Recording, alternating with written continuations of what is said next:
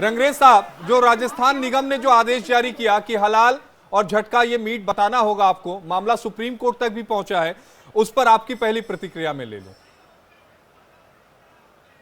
देखिए, मैं जो कहना चाह रहा हूँ कि ये संविधान के विरोधी है और अनुच्छेद जो 17 है, 19 है और आर्टिकल 21 है, इनके खिलाफ है। सुप्रीम कोर्ट में जो इन्होंने चैलेंज किया है, सुप्रीम कोर्ट से पहले भी न्याय मिला है और इन जैसे जो नफरती लोग हैं उनको जो है आईना दिखाने का काम सुप्रीम कोर्ट ने किया है। दूसरा, मैं एक बात और बताना चाहूँगा कि ये ख़ास तौर से जो मुसलमानों को टारगेट कर रहे हैं, जब ये अल कबीर के मालिक हैं सतीश सबरवाल, अरबियन एक्सपोर्ट के मालिक है सुनील कपूर, अल नूर फूड्स के मालिक है, उस पे चर्चा हो गई, उस पे चर्चा हो गई है रंगरेज भाई, इस पे चर्चा हो गई है। मैं बता रहा हूँ ना सर, हाँ, मेरी बात तो सुन लीजिए। लेकिन एक बात रंगरेज साहब, मैं आपने कहा कि एक पर्टिकुलर वर्ग को टारगेट करने की कोशिश की जा रही है, लेकिन जो सुप्रीम कोर्ट में याचिका दाखिल हुई है उसमें इस बात को कहा गया है कि हिंदू समाज में जो पिछड़ा एक वर्ग है वो मांस का कारोबार करता है और वो काफी ज्यादा पिछड़ा हुआ है। अगर ये चीज क्लियर हो जाए कि ये हलाल का है, ये झटका का है, तो उनके यहाँ भी जो ग्राहक हैं वो भी जाएंगे, उनका भी भला होगा। देखिए, ये भाजपा की जो सरकार है वो हिंदुत्वा की आइडियोलॉजी को पूरे देश पे थोपना चाहती है और मुसलमान को सेकंड क्लास सिटीजन बनाना चाहती है इस देश का। जब ये चंदा लेते हैं, इन्होंने 10 करोड़ जो अल कबीर से जो है चंदा लिया इलेक्ट्रिकल बॉन्ड के तहत, और फिर जो हमारे एक्सपोर्ट होता है 20 लाख करोड़ रुपए का एक्सपोर्ट होता है जो हमारे यहाँ से माल जाता है वहाँ पे बीफ का, आप बंद करवा दीजिए। अजय जी, आप सारे हिंदुस्तान से बंद करवा दीजिए सारा मीट। आप देश की इकोनॉमी खराब करना चाहते हैं, आप हमारी जो है जो हमारे संवाद देशों के साथ आप वो खराब करना चाहते हैं। आप चाहते हैं इस देश में जो है बार बार हिंदू मुसलमान की बात हो। इसमें धर्म देखकर बात हो ही नहीं सकती। ये लोग धर्म अरे जाइए ना कोर्ट, फिर बंद करवाइए उन्हें। पकड़ा गया अरे सर बंद करवाइए उनको। हिंदू पकड़ा गया तो दूसरा वो आतंकवाद का और अपराध का धर्म देखना मेरे भाई रंगरेज का काम है, मेरा नहीं है। मैं सीधी सी बात कह रहा हूं कि बूचड़ खाना हिंदू चलाए मुसलमान चलाए वो निंदा का पात्र है। दूसरी बात, सैयद ने एक बात कही थी कि वीर सावरकर जी को लेके, वीर सावरकर जी वीर थे, स्वतंत्रता सेनानी थे, धर्माचार्य नहीं थे। धर्म के बारे में सही क्या है गलत क्या है इसका फैसला करना हमारे धर्माचार्यों का, हमारे शंकराचार्य का, हिंदू महासभा का और स्वामी चक्रपाणी जी का काम है। दूसरी बात, हमारे गौ माता पशु नहीं, गौ माता राष्ट्र माता है और गौ माता जब तक राष्ट्र माता घोषित नहीं होगी, सभी लोगों की माता घोषित नहीं होगी, तब तक हमारा आंदोलन जारी रहेगा। बोलिए रंगरेज साहब, बोलिए आप जी, बोलिए सर्वोच्च न्यायालय के अंदर देखिए, अब इनसे पूछिए, अब ये कह रहे हैं, अभी पूछिए अयोध्या का फैसला सर्वोच्च न्यायालय ने सही किया, अभी पलट जाएंगे। अभी कह रहे हैं कि सर्वोच्च न्यायालय ने न्याय किया। नहीं रंगरेज साहब बोलिए आप। पॉलिसी है, शाहबानों के बारे में सर्वोच्च न्यायालय फैसला करेगा गलत, अयोध्या के मामले में फैसला करेगा गलत। रंगरेज साहब आप बोल सकते हैं, लेकिन एक ऑर्डर, एक 4 दिन का इंटरिम ऑर्डर। सर वो रेगुलर बोल रहे हैं, मैं ऐसे नहीं बोलता।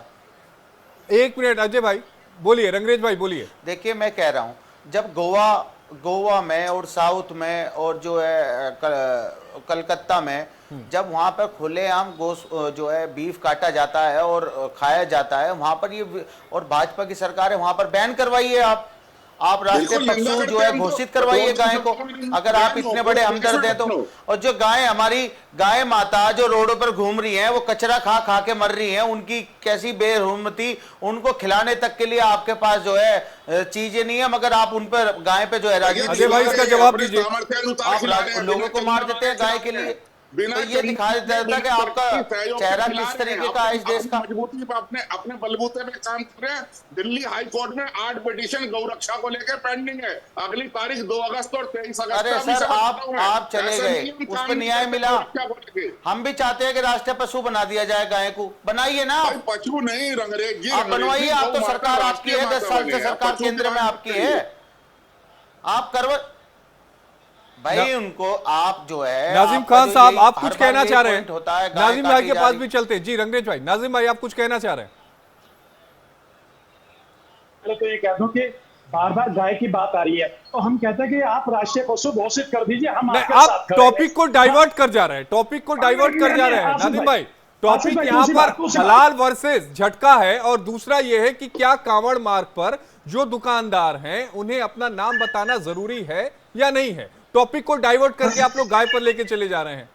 हाँ नहीं आशीष भाई, मुझे 10 सेकंड देगा। देखिए मैं उसी टॉपिक पे आऊंगा जो आप कह रहे हैं। और दूसरी बात, ये बार बार कह रहे हैं वीर सावरकर, वीर सावरकर इनके लिए वीर है, लेकिन हम लोगों के लिए फिर आप वीर सावरकर पे चले जा रहे हैं। आप 10 सेकंड भी मांग रहे हैं, 10 सेकंड तो आप वीर सावरकर पर ही बोल जाएंगे। कावड़ मार्ग पर आइए ना। क्या नाम का जिक्र करना जरूरी है? क्या नाम बताना जरूरी है क्या? हाँ आशीष भाई सुन लीजिए, देखिए आपका सवाल है। देखिए मैं कावड़ वाले पाता हूँ। देखिए कावड़ यात्रा धार्मिक यात्रा है। हम मुस्लिम समाज में अपने हिंदू भाइयों के आस्था का ध्यान रखते हुए उनको रास्ते में उनको फल भी देते हैं, उनकी खिदमत भी करते हैं। लेकिन ये देश का बड़ा दुर्भाग्य होता है जब हाजी नाजिम खान अपने हाथ में तख्ती लेकर ये कहे कि हाँ हम भारतीय मुस्लिम नहीं। लेकिन एक बात बताइए नाजिम भाई, ये नियम तो केवल मुसलमानों के लिए नहीं है ना, ये तो सबके लिए है। हिंदू भी रखेगा, जैन भी रखेगा, जिसकी दुकानें होगी वो रखेगा। आशीष भाई देखिए, मैं बिल्कुल आपकी बात के लिए कहता हूँ, ये बता दीजिए जितने भी टीवी डिस्प्ले पे आते हैं तो सिर्फ और सिर्फ आपका आरिफ फल वाला आता है, निसार फल वाला आता है, किसी में हिंदू भाई का नाम नहीं आता। और दूसरी बात, एक इंपॉर्टेंट बात मैं बताता हूँ, अगर आपको याद हो एक कालू आइसक्रीम वाला हुआ करता था जो भैरवनाथ के नाम से आइसक्रीम बेचा करता था। उसने क्या करता था, वो आइसक्रीम के अंदर वो गंदी चीज मिलाता था जो सबको खिलाता था, जो बहुत ही चर्चित केस रहा है।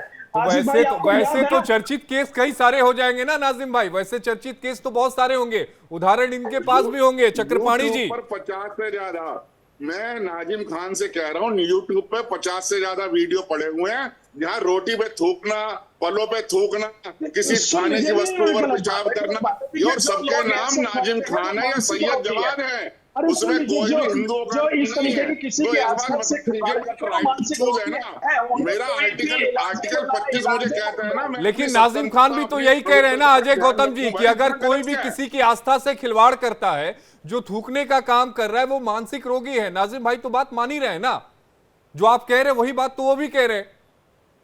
हाँ आशीष भाई, मैं ये कहता हूँ कि अगर कोई भी किसी की आस्था के साथ खिलवाड़ करता है तो वो जायज है, तो मानसिक रोगी है। लेकिन मुस्लिम कम्युनिटी को अगर टारगेट किया जाए, मुस्लिम सुन लीजिए, अगर मुस्लिम समाज को अगर टारगेट किया जाएगा तो बिल्कुल टारगेट कैसे किया जा रहा है? नाजिम भाई आप ये बताइए, टारगेट कैसे किया जा रहा है? अजय जी और नाजिम जी को लाया जाए स्क्रीन पर, कैसे टारगेट किया जा रहा है ये बताइए। हाँ आशीष भाई देखिए, हम लोगों को टारगेट इसलिए किया जा रहा है क्योंकि हम लोगों ने इस मुल्क को आजाद कराने के लिए बिना किसी भेदभाव के इस मुल्क को आजाद कराया। नहीं ये बताइए, इस मुल्क क्या है नाजिम भाई? ये मुल्क आपका नहीं है क्या? इस मुल्क को आपने कैसे कह दिया? ये मुल्क उतना ही आपका है जितना मेरा है। कैसी बात करते हो आप? आशीष भाई वही तो मैं कह रहा हूँ, ये जितना मुल्क आपका हमारा भी है, लेकिन हम लोगों को हमारे मुल्क के अंदर पराया करा जा रहा है और ये कहा जा रहा है कि आप अपनी आइडेंटिटी साबित कीजिए अपनी। नहीं ये तो सबके लिए कहा जा रहा है ना नाजिम भाई। अजय जी बोलिए आप। तो सब कोई नहीं मानना, हम ही तो है, आप अलग से क्यों कह रहे हो भाई? आईपीसी है, भारतीय न्याय संहिता, वो सभी के लिए तो है, उसमें हिंदू को अलग थोड़ी ना, मुसलमान को अलग थोड़ी ना। भारत सरकार की डिग्री में सभी भारतीयों के लिए।